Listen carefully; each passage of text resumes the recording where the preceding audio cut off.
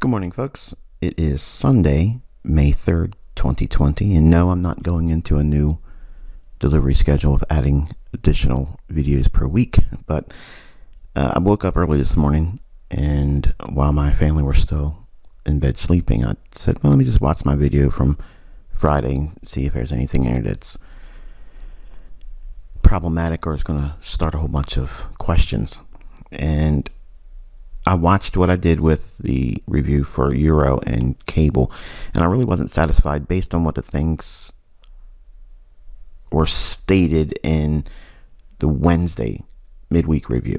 Okay, so it's important for you to go watch Wednesday's review again in regards to euro, dollar, and pound.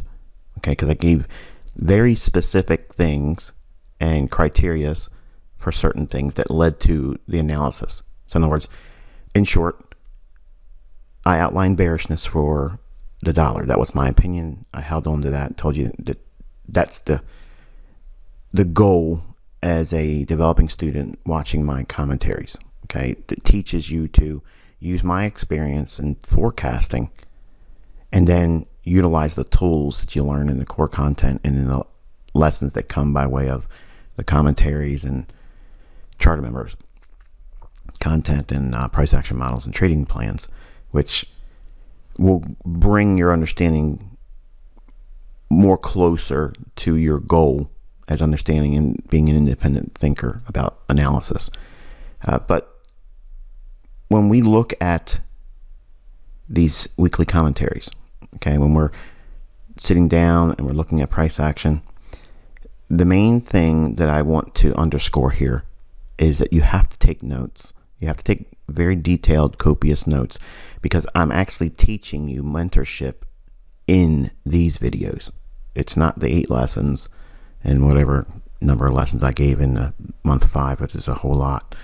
But the approach to using the macro view of the daily chart, not just focusing on the smaller time frames, because the smaller time frames are useful for exercises, development in terms of entries and stop management and all that. But if you just focus on that lower time frame only and not keep the context germane to the daily chart, which is where 80 to 90% of, let's just say it this way, because there's really no way for me to definitively define a percentage, because I know someone goes, how'd you get that percentage?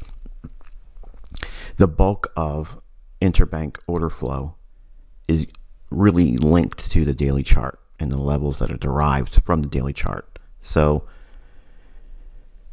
why that daily chart is so important, why we talk about it and it builds our bias, is because, as I mentioned in previous videos and all throughout the mentorship content, the order flow is the dance or balance between the bank themselves and the large fund traders. Okay, now there's a huge amount of commerce in global business transactions that go through and flow through Forex. Putting that aside, okay, because none of that actually has any impact whatsoever in terms of the control mechanisms that are in place for these currencies. And before I get into anything, I want to answer a question I got by email. And I've also seen some goobers on Instagram kind of make this kind of ridiculous, they believe, is an argument against IPTA even existing. And the question basically is this: how can IPTA, which is the interbank price delivery algorithm, control the dollar index if the dollar index is a basket of currencies heavily weighted against the euro? And I'm going to take you back to the same analogy that I've used ever since I started talking and teaching openly about IPTA. The central banks around the world, okay, they are all together. All right, it's kind of like the NFL, the National Football League. I think it's what I'm not a sports fan, but I'm almost certain that's what it is, National Football League. But the collection of these teams are headed and organized and ran by the NFL. Now, each one of those teams have their own name, their own quote unquote owner and all that business, but they are all very subservient to the NFL. And if the NFL doesn't like what you're doing, they're going to penalize you.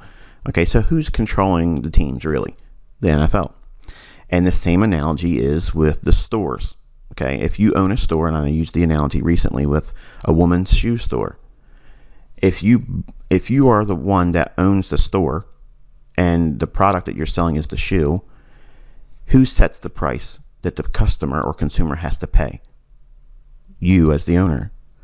So when we look at these central banks, okay, the Central Bank of Japan, Central Bank of Europe, Central Bank of America, the Fed, what people fail to realize is that there is a different tier of wealth and elitism that exists. Most people are familiar with the Rothschilds, the Morgans, and the Rockefellers. Okay. There's actually two other families that I'm not going to mention. They're going to remain unnamed here. Those five families actually are the owners of all the central banks. They own the banks. Okay. So while they may wave a flag and say, we're the Central Bank of Japan, we're the Central Bank of Europe, we're the Central Bank of the United States, the Central Bank of Canada, all of that, Australia, New Zealand, they are all privately owned. They have no affiliation really with the country that they wave the flag for. So the question is answered in regards to how can the dollar or Dixie be manipulated or controlled by IPTA if it's a basket of currencies and heavily weighted in the euro. Everything is controlled down to the pipette. Okay, it's controlled by time and price, and the algorithm works together across all the banks. It's not just one central bank that runs IPTA. Okay, IPTA is the same algorithm throughout all of the central banks. So it's not a question of how can the Dixie be manipulated if it's a basket of currencies and blah, blah, blah. It's the same people running all of it. It's the same owners, the same store owner, okay, that is controlling and manipulating all of these currencies. All of them. So this video would literally take me months to go over, and I'd have to talk about things that I'm not personally going to touch on because I like my life the way it is, and I'll just leave it at that.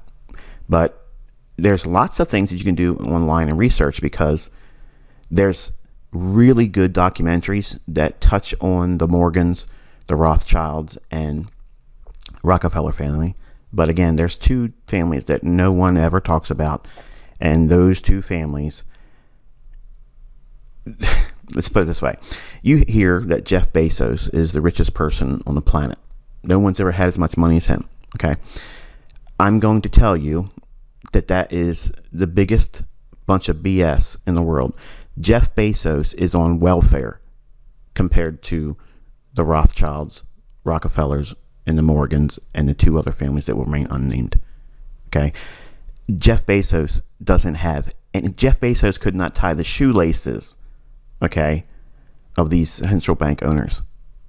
The Federal Reserve is not federal in the sense that it is part of the United States government. It's the same as a McDonald's. It's a privately owned company. There's nothing federal about the Federal Reserve or the Central Bank of the United States. It's just been told over a period of time that that's our government bank, and it's not. We as citizens are subservient and slaves to that particular that central bank.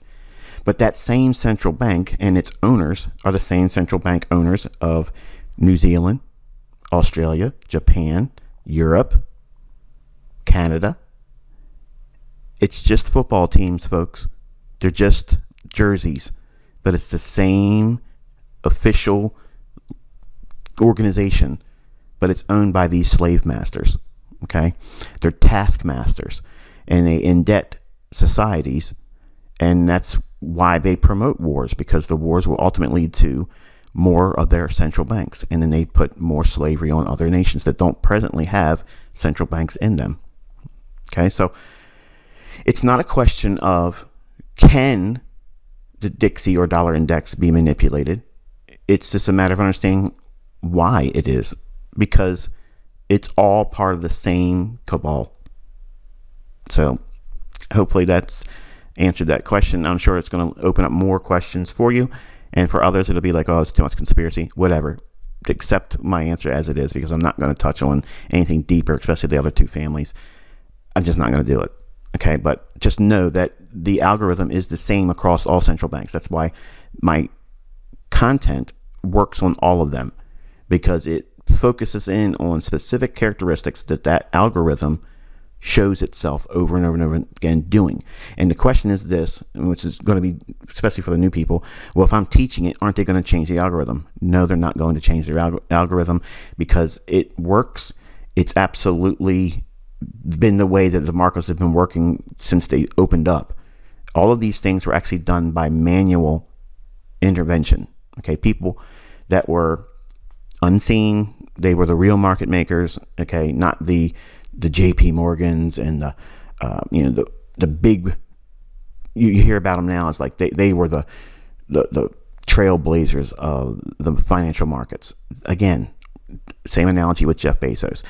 The people you never see, the people you're never going to hear from, they're never going to learn about. Okay, they're never going to stay on the stage for people to look at. They don't care. They want other people to get all the attention, because they're sitting there quietly making an absurd amount of money. Okay, trust me, Bezos from Amazon, as rich as he is absolutely broke, poor. He's a pauper compared to the central bank owners. That kind of money they have is unfathomable, and they aren't in the limelight. They don't care what people think. They don't want to be seen. They don't want to be talked about. But there's a lot of people that have done some really good research and documentaries on them. And a lot of it has to do with the Bilderberg meetings, and it has to do with planning and strategy with how the macroeconomics are going to basically move in a specific direction. And some of those things are allowed to get into public eye, because it seems like their philanthropy is commendable. It's held in high regard. But neither are they good people, or are they really vested in the betterment of the human society, because they're not. The rule and reign is what they want to do. And that's why I don't talk about that much. And that's why I walked away from that stuff, because I didn't want to be a part of it. And that's why I never talk any more than what you see me go to. I go to just a specific threshold, and I'll never go beyond it. But these people control everything. So if it doesn't satisfy your inquiry, just know that I have reached the boundaries of as far as I'm going to talk about in regards to how I understand what I know, and the people that put it out there and designed it and put it in play. And it's in practice in every central bank. So it's not just the dollar. And just because it's a basket of currencies, it's okay. Think about it like this. When I teach you the idea of the euro pound, okay, the euro pound is like if you're spinning the roulette wheel at casino, okay, you can bet on red or black. But what would upset that? Green. Okay, so the euro pound is used to offset and upset what would otherwise be seen as a bullish or bearish dollar, bullish or bearish euro, bullish or bearish cable. Okay, what messes that up and upsets it is the cross between euro and pound. So it's not just enough to say, am I bullish bearish on dollar, or bullish bearish on euro, or bullish bearish on British pound. Once you come to that conclusion, then you still have to consider what's euro pound doing, because if euro pound is likely to move higher, that could upset the analysis that you arrived at from the bullish bearish dollar or euro or cable. And then you determine also if the euro pound is likely to move one direction or the other. That in itself is proof that they're controlling the crosses to get to the majors. The same thing that would be going on inside of the basket, quote unquote, of the dollar index, which is a collection of currencies heavily weighted with the euro. How's that any different than what's being used when they manipulate euro pound? Nothing. They're just holding the other pairs that make up a lesser degree of the dollar index. No different than the euro pound. It's the same thing. They control everything. They are the storefront owner. The currency is their product. They're selling the currency. And it does not matter to them if one country is doing exceedingly well and their currency is going up while other currencies are going down, because they're still making money regardless. It's their product. It's all owned by these same 5 families. Okay? So try to ignore stupidity online, because the people that are on Instagram are all stupid. They're all idiots. They have no idea what they're talking about. They don't even make money profitably. These people have no idea. And if you look at some of the responses they were giving me on my posts on Instagram, they would look at my charts and say, oh, he's only made 4 pips. These are open positions at the time I took the screenshot. I'm not championing a 4 pip trade. So try not to get wrapped up into social media. I'm not saying don't go on Instagram and don't go on Twitter. If you think you can look at that stuff and filter out a lot of the BS, then go right ahead. I'm not trying to hide you from finding something that someone's going to reveal about me, because I'm out here doing whatever I do all the time. And especially people here, you see exactly what I expect in the marketplace. I'm co-signing every Wednesday and weekend before the moves happen. So I'm telling you what I believe is going to happen. I tell you the levels it's going to most likely be traded to. I'm telling you what the likely setup is going to be before it unfolds, and then you study it using the information you've learned. If I tell you what it is, okay, in regards to what makes IPTA exist, and then I show you patterns to prove it, because it's not randomness, it's not harmonics, it's not any other thing out there in retail that ends up doing what we talk about in price. There's no other way for me to know what I know and see the market, as I'm going to show you here, okay? There's no other reason for the market to be doing what it's doing if it was not utterly controlled. And if it's controlled, there has to be evidence of it. And I show you that with my content. Okay? It's not vague. It's not ambiguous. It's specific. It's a specific criteria. It's a specific mechanism that takes place. And those that want to oppose the idea that IPTA even exists, it's easy for them to see that argument because they don't understand what you're learning here. And it also shows the infancy they have in their understanding of the financial markets, because they still hold true to the buy and sell strength and pressure of the marketplace. They honestly believe that there is a counterparty to every single tick in the marketplace. Someone took the other side of that trade over here, and if 50 billion traded here, then 50 billion got out. It's up there, and that's the biggest lie that's going on right now. It doesn't work like that. It does not work that way. They can print a market price, okay, and you have nothing to say about it. Traders buying and selling have nothing to do with that price that's offered as a tick. Nothing. Absolutely nothing. That's what people don't realize. They control price. They absolutely can make a market, print a price, offer that price. Here it is right now. It's above 20, 30, 50 pips above. No trades taking place. It's just that's the price right now. And then what happens is market orders are flooding the market because of the liquidity that's been tapped in the form of stops.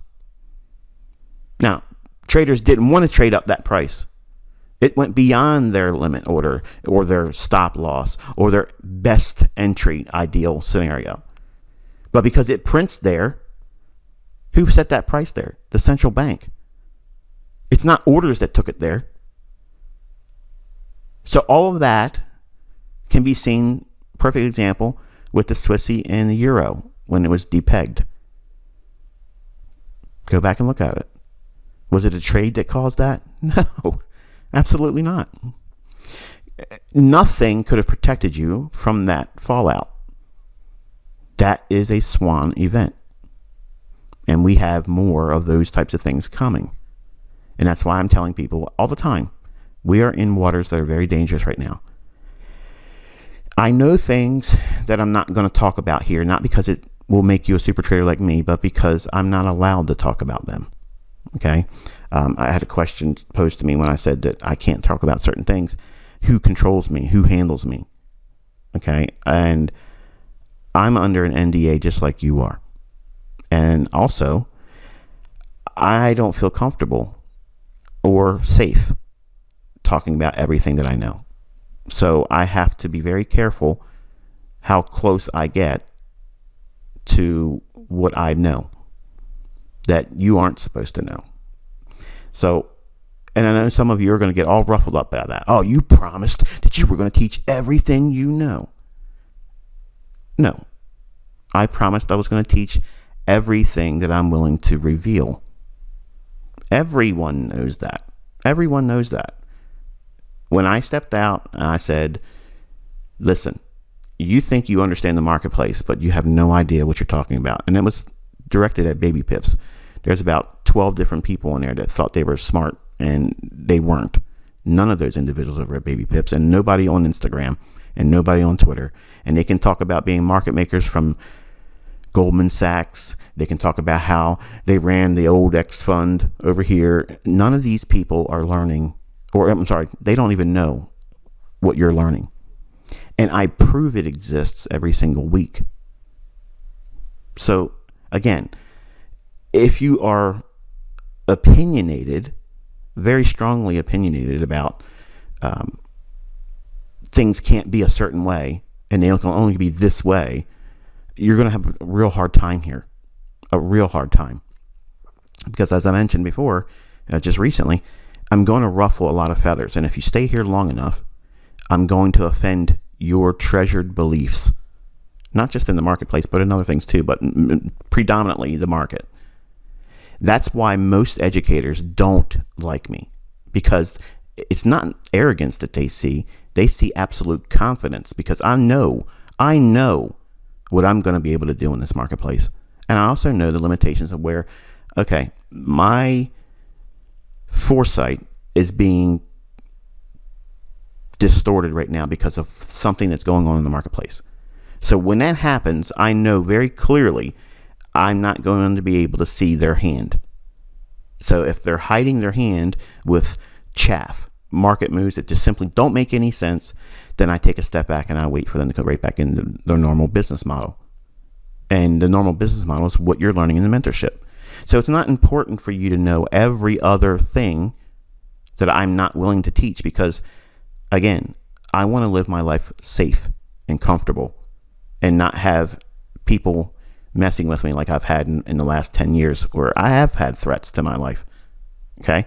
You guys don't realize what I have and what they're afraid I'm going to share. And that's why I know they're in here listening to this, and they're waiting for me to cross that threshold, that line that I should not cross. And as much as everything I've shown you thus far is incredible, because it transcends everything else out there. It doesn't look like anything else. It might look like it because I have a box on a chart, and then right away someone's going to say, oh, he's trading same side and supply and demand zones. And it's nothing like that at all. Oh, he's trading Wyckoff. Wyckoff just confirmed something I had already seen, but I take everything to a precise degree that Wyckoff could never come close to. And I'm not trying to disrespect the old man. But the point is, everyone sees something here and they right away think that they understand it all. or it's a misnamed thing, it's a renamed, it's a repackaged, and it's nothing like that. Nothing like that.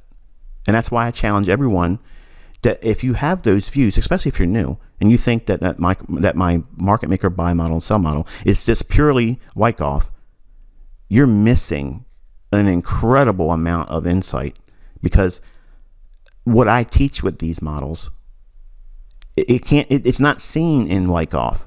Okay, it's not taught there. Just like the IPTA algorithm, there's things in the marketplace that repeat over and over and over again, and they repeat with such a degree. And yes, your chart is not frozen. I'm still sitting on the cable chart. Okay, the signatures that repeat over and over again, they are the basis to how markets are made and then booked. So what do I mean by that? A market is made by a narrative. Okay, what's the narrative? Well, the high is going to be this high and the low is going to be this low. And how are we going to start the day? Is it going to be an initial run higher or an initial run lower? That's the narrative. That's it. That's as simple as the algorithm works from a programming basis. I know that much, and I can talk about it that much. But what pieces fit together on time, you've learned or will learn in the mentorship. The times when they disrupt the algorithm, and there's times that it happens, in like what we've seen recently, the pandemic stuff. It could happen with a war, or it could come out of nowhere like a black swan event where they depeg the Swiss and euro, and the market just collapses, and it moves hundreds and hundreds of pips instantaneously. And nothing can protect you from that. That's the underlying risk. Every time you trade these markets, the foreign exchange can move like that, and you're out thousands of pips before your order would ever be executed on. So that's why you have to understand over leveraging can kill you. In the stock market, it's the same way. What keeps a stock market from having a stock one moment being at one price and then be marked down $50? Nothing. The market maker that sets that price. See, you all believe the story that these markets are free and they're controlled by the buyer and seller. We control the buying and selling and pressure behind all these movements. The bears are in control. The bulls are in control. And it's neither. It's the taskmaster that's in control. They set the price. They just let people believe that their nonsense is what's making price go up and down. Their indicators, their favorite chart patterns, and all of that stuff is a facade.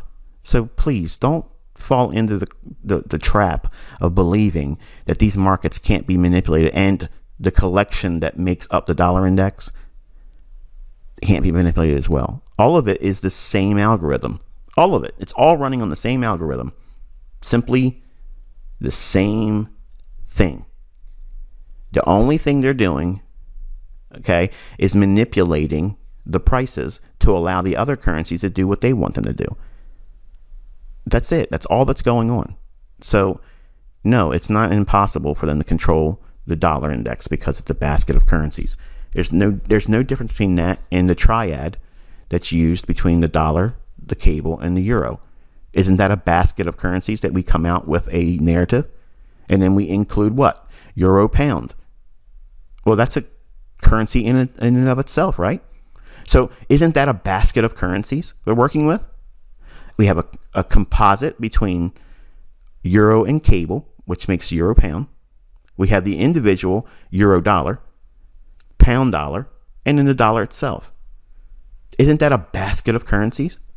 And yet we still can forecast and see with great deal of visibility the strongest likelihood of where the price is going to go. So how is it hard for anyone to understand and believe that what I'm saying, here's the thing. The people that say, oh, this IPTA doesn't exist because I can't Google it. Right. Just like you can't get the last two names of the 5 families that run all the central banks that own them. You hear about the Rothschilds, the Morgans, and the Rockefellers, but you do not ever see the last 2 families. They're the ones running everything. The Rockefellers is just like a a Jeff Bezos, a Bill Gates, the rich people that are allowed to be out there. But the two other families, they all work under them. You're not going to learn about them. I'm not telling you about them. You're not going to see them in documentaries. It's just the way it is. That's who runs this world. Those people are what I want to stay away from. That's the reason why I don't do what most people want me to do.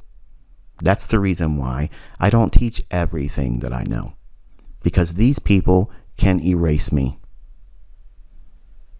Can I make it any plainer than that?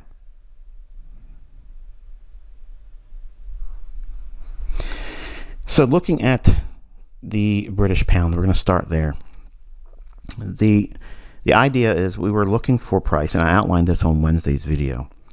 The high in here, right above that, we were looking for buy side liquidity. That was the draw on liquidity here. So the belief was, or the narrative I was trying to have you understand, was before we saw Thursday's price action on Wednesday, this is what we were looking at. Okay, that was the chart. And I said the buy side liquidity resting above here, that's the direction, that's the bias, that's what I want to see price draw to. But as you'll learn in the content, there is an hierarchy to the PD arrays. And PD arrays are like bullish, bearish order blocks, mitigation blocks, fair value gaps, rejection blocks, and vacuum blocks, and old highs and old lows. And there's an hierarchy to where they are above and below price. So when we have this high here, okay, the highest form is the liquidity that would be resting above the old high.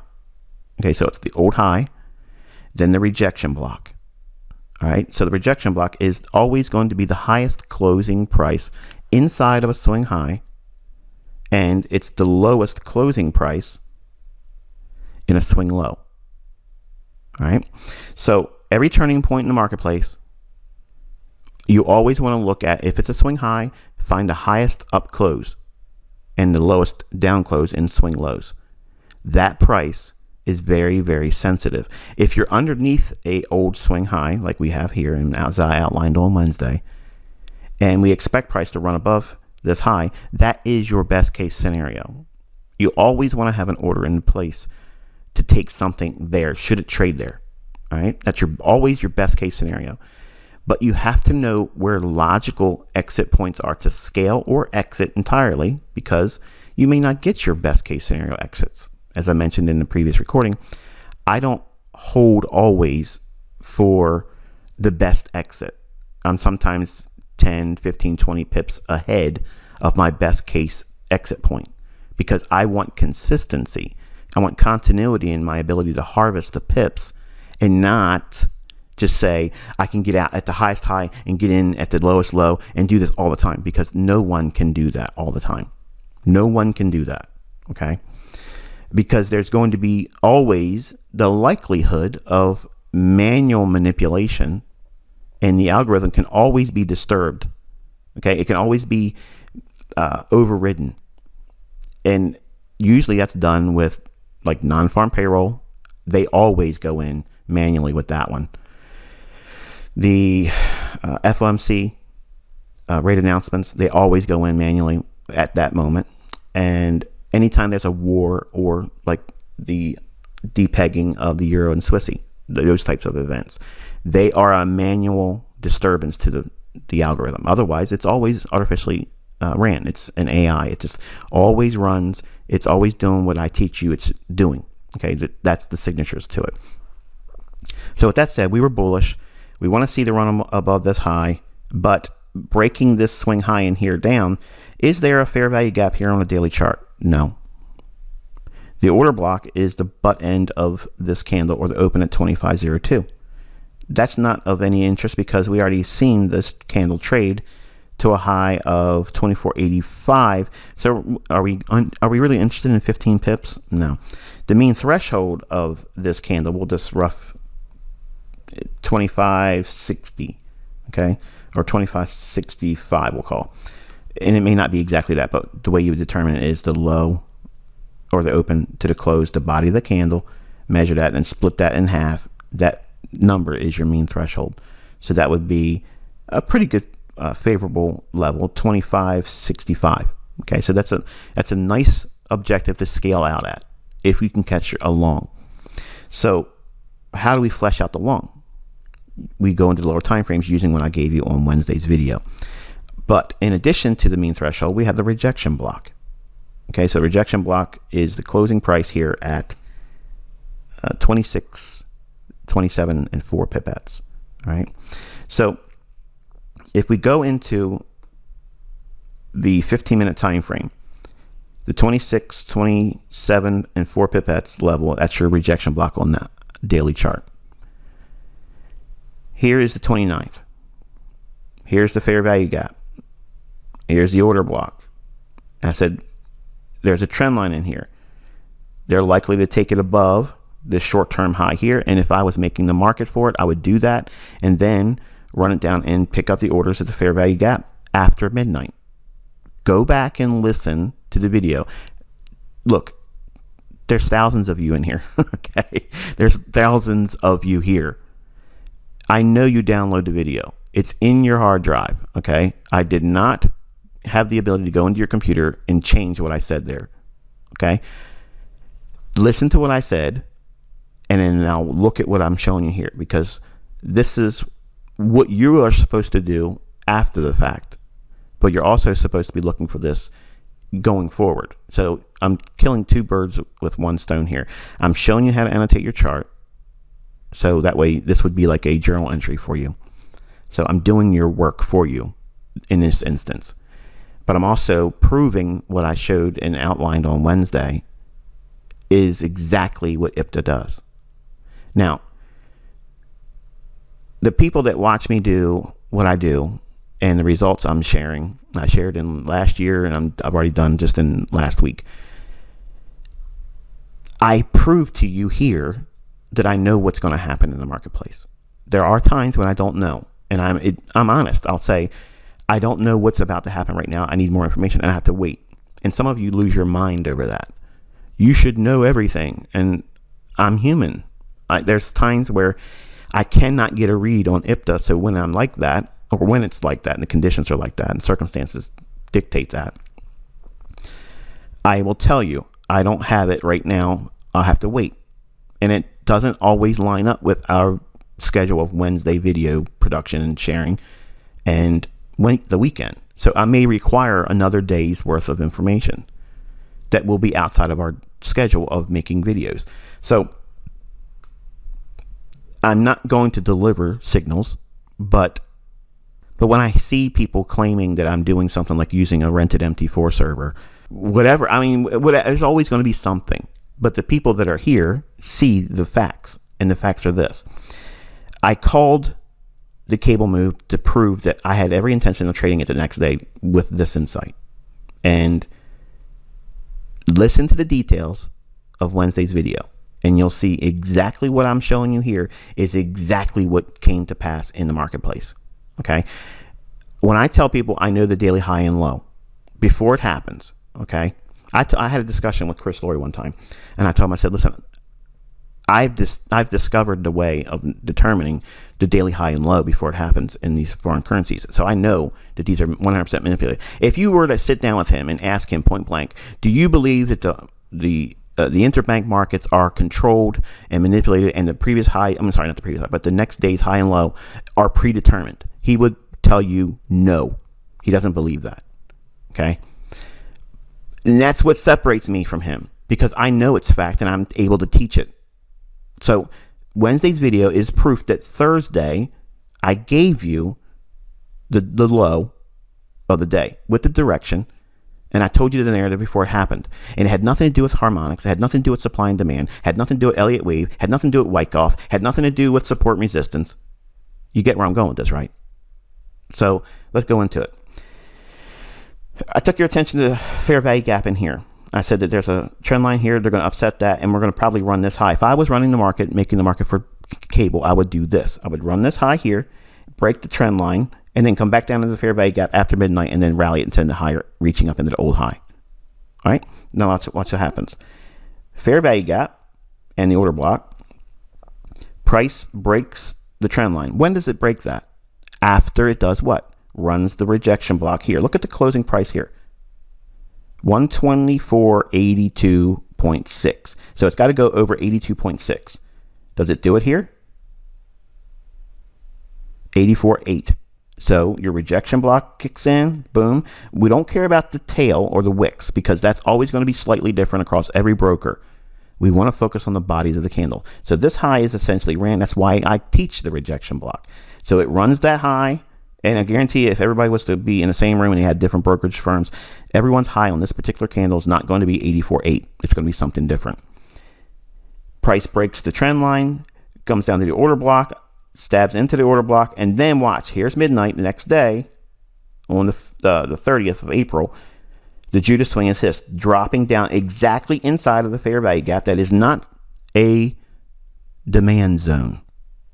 Okay? It's not Wyckoff. It's not spring. It's not jumping the creek. It's not breaking the ice. It's not doing any of this nonsense. Okay? It's going to right where the algorithm that I teach. Okay? This is mine. No one else is doing this. No one else calls this stuff. No one out there says what the daily highs and lows are going to be before they happen. I can do that. I can stand in front of a court any given day of the week and sit down and tell them, I know what this is going to happen in the Swissy, the Euro, the cable. Okay? I can stand in front of a judge and do this and prove I can do this. And that's why I stand on Instagram telling everybody else they're fake because they cannot do it. And they may put IPTA in their marketing stuff, and they cannot do this. I can. And there's thousands and thousands and thousands and thousands and thousands of you that now can go right on social media and say, I am a fake, fraud, liar, and that I can't do it. Or can you? You can't. You can only say, I've witnessed it. I've watched him do it. Not just once. Multiple times. Every time that I want to go out here and prove these nimwits, okay, are stupid. They're fools. They have no idea what they're doing. They have no idea what the price is going to happen in the chart before it happens. But I'm teaching you that here, okay? So a lot of these new guys that are coming in, they're all coming from the IML group, okay? And I know because I can see where you come from. And a lot of you use your own names on social media.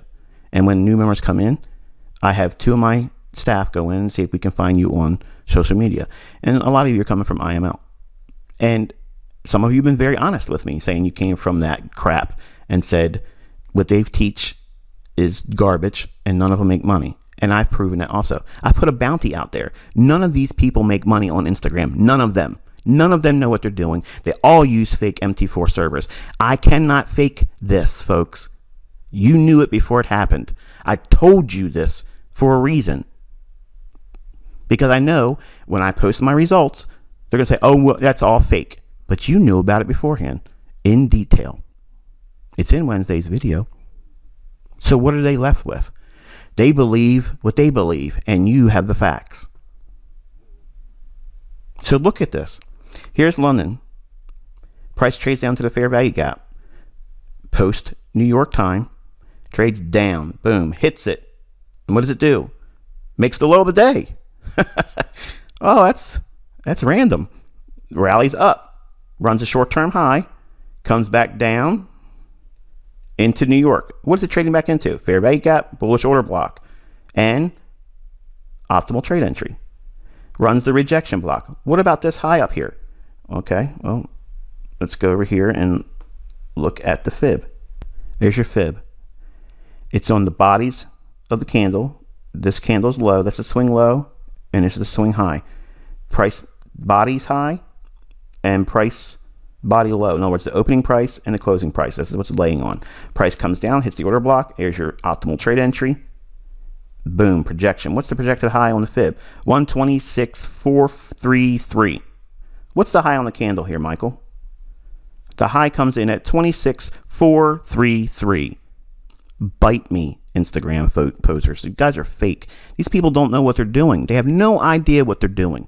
Okay? And they are rooking people. They're lying to people. They're conning people. I'm not conning anyone. You guys see it. I'm out here teaching you the truth. I'm telling you what is real. And I'm proving it to you. And anyone that takes the time and effort to go in and utilize the things that I'm teaching you here will see it for themselves. It's undeniable. So anyway, beautiful, beautiful illustration of price action, and just a wonderful example of IPTA actually existing.